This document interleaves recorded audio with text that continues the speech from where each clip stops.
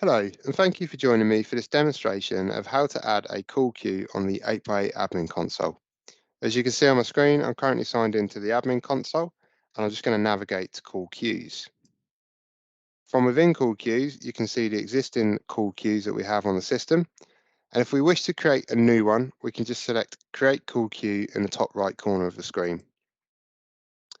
Once we've selected Create Call Queue, we can then start to populate information within the required fields. The required fields are highlighted with a red asterisk. So let's give us a name, assign a site. If we want to apply a DDI number, we can, but I would recommend that we assign the DDI number to an auto attendant, then route the auto attendant to this queue.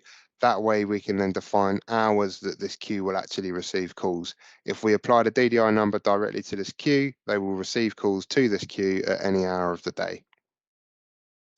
The extension number, we can apply our own extension number should we wish to, um, or we can use the recommended extension number, so the next in line. We can define whether we want to display this queue within the company directory. That's on by default. I'm going to leave it on. And then we can define what the maximum number of calls that can wait in this queue simultaneously is. So I'm just going to put that up to 15. The total is, or the maximum is 20. Wrap up time. So this defines how long we get after each call from the queue that we handle before we receive another call. I'm just going to pop that down to 0.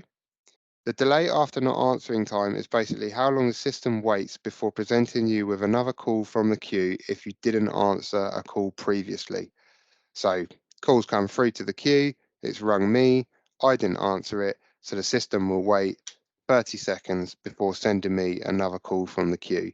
In that 30 seconds, it could route it to other members of staff that are available to handle that call. Total time to alert member, so how long does it ring me or ring on my device before moving on to the next member within the team. So we'll leave it on 10 seconds. Allow agents to log in and log out from assigned queues.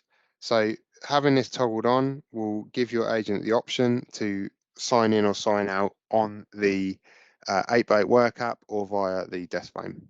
The IVR message section, so we have initial queue greeting. So this will play if everyone in this group is busy. So if we have 3 members of this team, all 3 members are on calls, it will play this message first.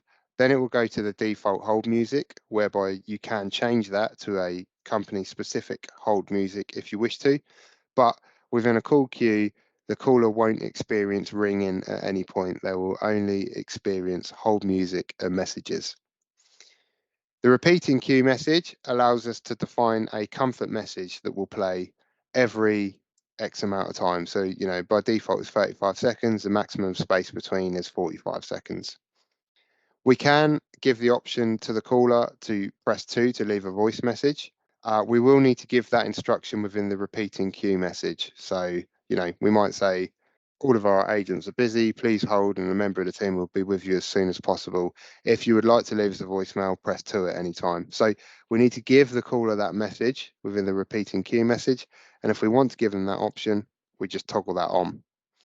Primary members and secondary members allow us to provide a hierarchy of who receives the calls as a priority.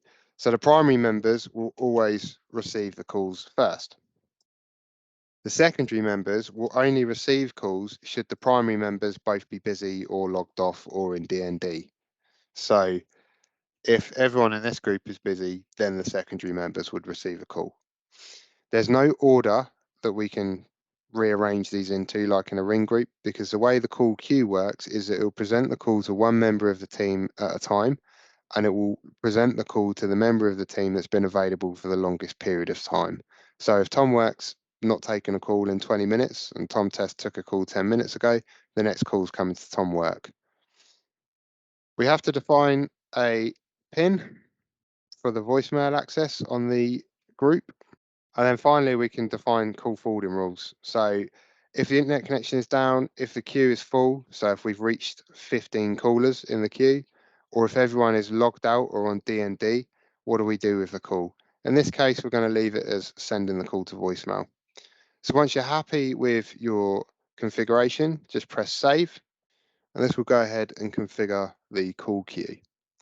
So in this video, we have demonstrated how to create a call queue from within the 8x8 admin console. Thank you for watching this demonstration.